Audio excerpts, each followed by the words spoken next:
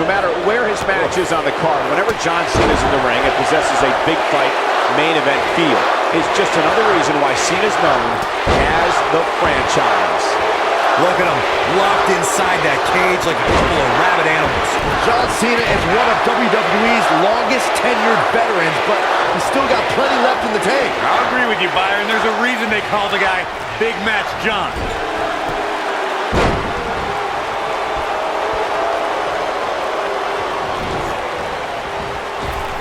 Shoulder tackle.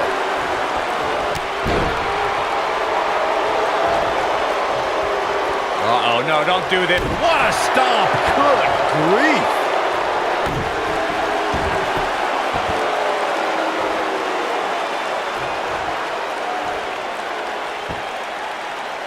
Oh, nasty impact.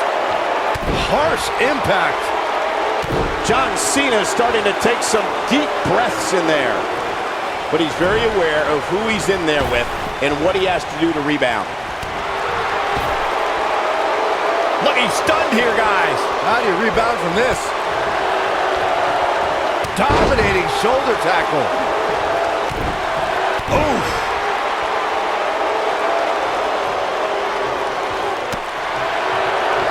We talk about how important stipulations are in a steel cage match. If superstars sign a contract where the only way to win is escape the cage and have both your feet touch the floor, the competitors must have a plan. Especially since you have to be comfortable trying to escape through the cage door as you do climbing over the top of the cage and vice versa. Boom, what impact! Hooked up. Right to the shoulder. Corey, you touched on something moments ago that's so important for the combatants in a steel cage match to remember. A superstar must be able to think offensively to figure out how they're going to escape the cage. They must think defensively at the same time so they can prevent their opponent from getting out of the cage first and winning the match. Well, a superstar must become comfortable with escaping the cage by both exiting the cage door and by climbing over the top of the cage. They must also be aware of their attributes and what's best for them. Let's just say if you're a giant like The Big Show, The Undertaker, Kane, or even Braun Strowman, it's preferred to exit through the cage door. When Brock is feeling it, good luck to you. And look at the quickness by Cena. John Cena with a nice reversal. Oh, right to the body. That hurt. Beautiful technique. Oh boy, he is rolling. You gotta believe this one's over. But he's got to capitalize now. Here we go. Boom! This might be the opportunity he needed. Headlock. Oh, a cheap shot right above the eye.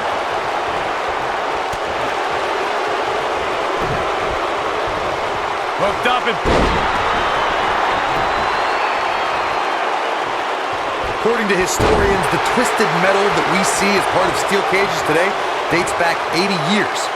To settle a dispute between competitors Jack Bloomfield and Count Pietro Rossi, the two met inside a ring surrounded by chicken wire. At first, these types of matches were referred to as fence matches. Boom!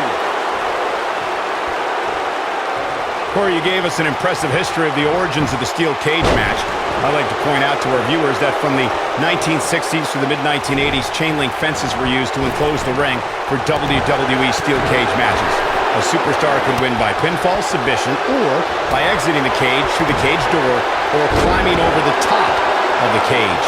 We should also point out, Michael, that the way to win a steel cage match can vary by match depending on what was agreed to before contracts to compete in the match were signed. Talking about history, at WrestleMania 2, WWE unveiled the redesigned steel cage with solid steel blue bars before returning to chain link mesh in the late 1990s. The rivalry between Ultimate Warrior and Ravishing Rick Rude began during the Super Pose Down, the 1989 Royal Rumble. Then it progressed to where both superstars battled over the Intercontinental Championship. At SummerSlam 90, the rivals met inside a 15-foot-high steel cage for the WWE Championship.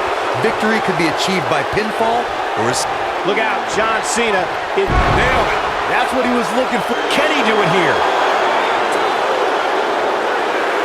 John Cena wins! Big match, John strikes again.